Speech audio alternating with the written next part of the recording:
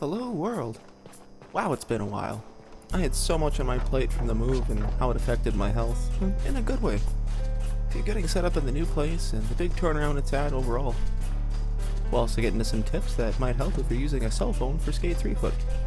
So let's take a tour of an older build from around November 2016 and I'll explain everything. So, stick around, here, at the Tesla Skate Parks channel.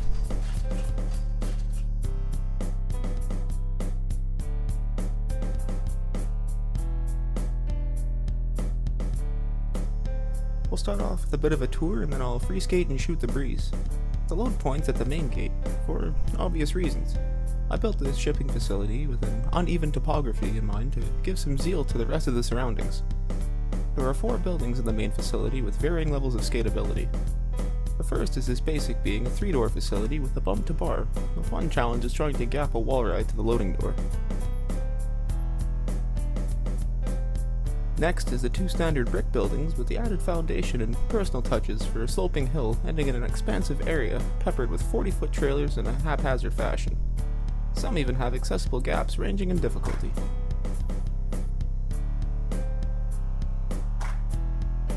At the end of the yard we have sloping brick banks from the upper yard, complete with stairs. I'm sure you noticed in the intro the catwalk that wraps around from the back of the main building. There's a second set of stairs as well as the main entrance, but we'll head to the back and go through the shipping door. Inside we have a little skate park. Total shed length is 76 feet by 40 feet, so it's a comfortable squeeze trying to get everything in here. Alright, well that wraps up the tour section. We'll move on to a bit of a free skate and topics of the day. Move went smooth. Was worried at first, but my buddy Mike came through and saved the day. So big shout out to you, Mike, for all your help. Living in a section of old Winnipeg now. It's pretty cool architecture. Pretty inspiring for the builds. We'll see a lot of cool ideas coming out of me in the future. Not to mention my neighbors are pretty sweet and a good majority of them are gamers, so get along pretty decently.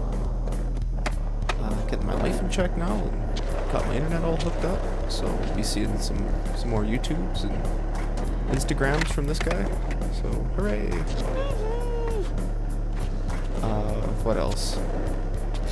From there I want to be able to, on the YouTube, be hosting, say, Skate 3 server Sundays, and we're doing my own tours of builds, tutorials for in-game camera angles and zoom, build tips and tricks that accumulated over the years about building without merge glitch. I'll stick around for some of those. But as far as tricks go, the one for today that I was wanting to show you guys is one or a few different tips and tricks I picked up from filming with my cell phone over the years, because that can come in handy. So let me set my guy up because we want to use him as a bit of a marker. That blind logo on my guy's hoodie, it's probably about center, maybe just a little bit lower. You're gonna want to line your phone up on that, but like if I mean line it up, I mean like go hold it right against the TV so it's parallel. And then you're gonna want to pull back and keep pulling back until everything's within frame. And then you got your magic spot. As soon as you got that figured out, you're gonna want to do the best possible way you can to stabilize your phone. And the reason being, your phone's going to want to always be focusing on the screen, and when you're holding your phone too, even if it's not really detectable, you're going to be trembling and shaking and moving ever so slightly, whether it's closer to the TV or forward or actually shaking. And the camera's going to want to be compensating for this, for the distance and whatnot in the TV, and as well as the TV flashing, it's going to be wanting to compensate for that, so it'll always be focusing and you won't be able to get the best possible picture. So you're going to want to either get a tripod of sorts and a phone mount, or get creative in some cases. In my case, I'd gotten creative. Some suggestions in a pinch I could suggest would be a stack of books or encyclopedias. Maybe Google Encyclopedia if you need to, or Wikipedia Encyclopedia. What else? Maybe some Lego bricks. You can get creative with some Lego bricks. Maybe bend up some coat hangers and MacGyver that shit. Some suggestions. I kind of did somewhat of the latter. and made a phone mount for skating a few years back so I could mount my phone and film my buddy. then I later adapted it to fit to a tripod, and that's how I got away with filming Skate 3 for the past couple years. It worked pretty decent, but it was kind of hard transferring files from the phone to the computer and then having to sift through and edit and all that other stuff, because there'd be a bunch of takes. I was kind of a stickler for trying to get the best sound I could. So if someone was walking around in the house or coughing or dog started barking or knocking on the door or creaking of the floorboards, I'd stop and I'd start again. Like, I was really a stickler for sound. But yeah, that's pretty much my tips and tricks that I could possibly give you for filming with a cell phone for Skate 3. I'm sure everyone's got their own method and what works best for them, but maybe this might help someone out, who knows. If you have any questions or comments about these phone tricks, feel free to leave them in the comment section below, and I will get back to you ASAP. If you like this video, feel free to click that thumbs up button, as it would help the channel grow and help me out.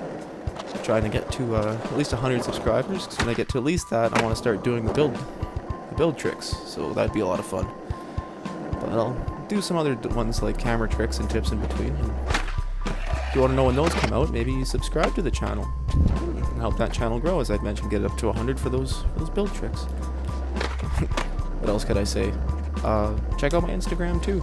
I put up little videos on there, and even if you haven't subscribed and you just want to kind of know when stuff's coming out on my end, Instagram might be the way to do it.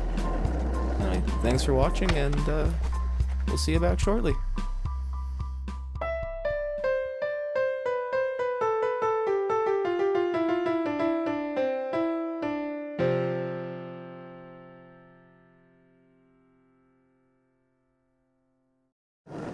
It should go a lot easier now, a lot more streamlined. Oh, did you see that? I'm gonna interrupt and I'm gonna go back. I just popsicled myself, like literally.